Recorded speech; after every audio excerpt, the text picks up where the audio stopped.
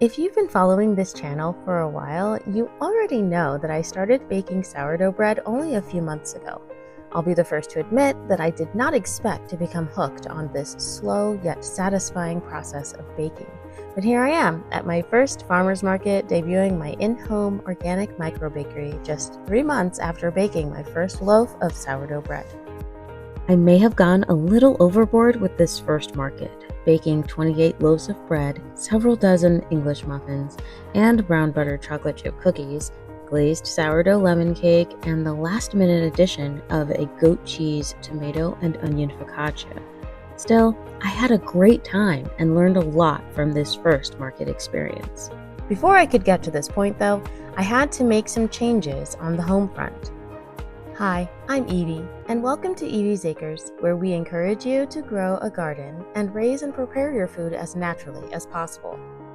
So before I could prepare all of these items for the market, I had to tackle this monstrosity.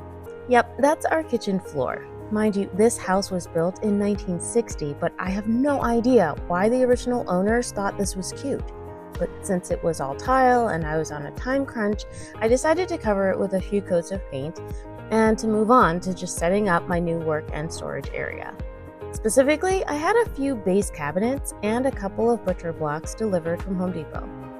Leveling the cabinets and connecting them with shims did not take as long as I thought it would, but it was still a fairly tedious process as I had to check to make sure everything was level, side to side, front to back, at every single step. I used my clamps to hold the cabinets together so that I could connect them with screws, and I made sure that the screws would not interfere with the brackets that I attached in the corners to connect the butcher block to the cabinets. Next, I used my utility knife to remove the excess wood from the shims. I also added 2 1x2 boards to the largest floor cabinet to give the butcher block additional support. Alright, so that shim I'm going to keep for now because I'm just concerned about it coming out. These all cut off. These, you can see them, but they're also cut off.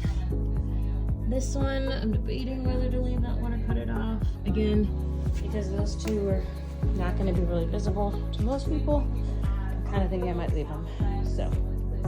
Next, I attached the brackets in several corners of the cabinets and again checked for level. Here's a view of the cabinets with the corner brackets in place. Since the butcher block countertop is wider than the depth of the cabinets, I opted to attach these wooden brackets for additional support. Here's one on the end, and there are 2 on the back side where there will be an overhang for seating. The next major step was to cut one of the butcher blocks in half so that the countertop measures 90 inches or 7.5 feet in length.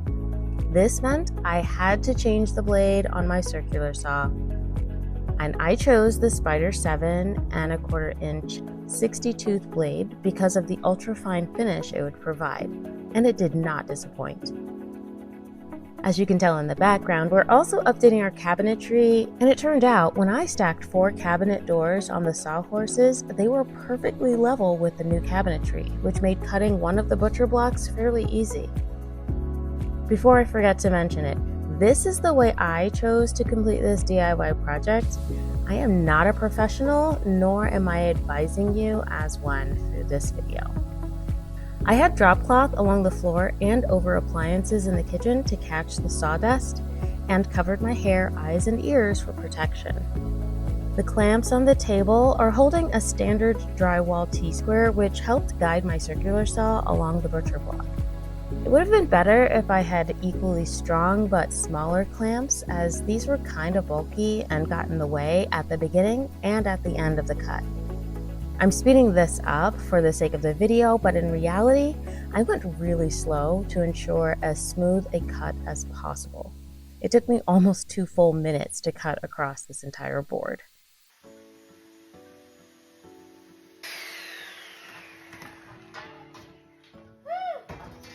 Done!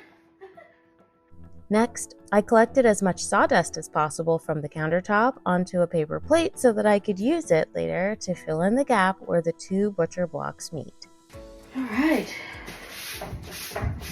Really glad with the way that turned out. It's done!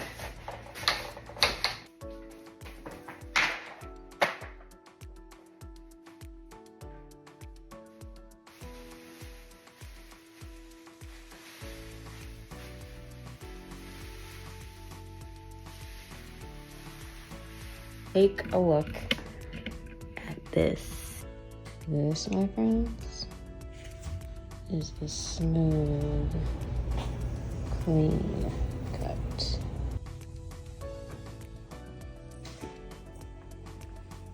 Alright, it's getting there.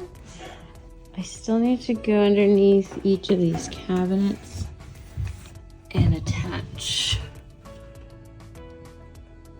these brackets to the base of each of these boards, but oh man. And then put some glue and sawdust in this seam, sand that off.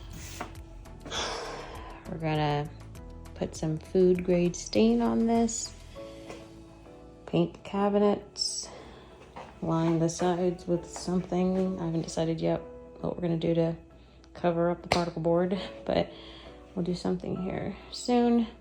I also have some toe kick boards down here that we're gonna attach, and of course I want to add some handles to these drawers. Later that day, I used the screws that came with the triangle-shaped brackets to attach the butcher block countertop to the cabinets. I also mixed together the sawdust and wood glue to fill in the small gap where the two butcher blocks meet. The next day, I did some light sanding of the countertops before I used another Rust-Oleum product, the Butcher Block Oil and Finish. I added 3 or 4 coats of this oil several hours apart. Now, I forgot to take a picture after it was done, but here are a few images of my glazed sourdough lemon cake on top of the finished countertops. I'm happy to report that despite having to wait a few days before even using these countertops to let that oil and finish settle in, I'm very pleased with how it all turned out. If you'd like to see the next phase of this kitchen DIY project, make sure to subscribe and tap the notification bell so that you know every time a new video is posted. And if you're interested in following along on my in-home micro bakery journey, then be sure to follow at Evie's Artisan Bakery on Instagram. Thank you so much for watching. Be blessed and be a blessing to others. Until next time.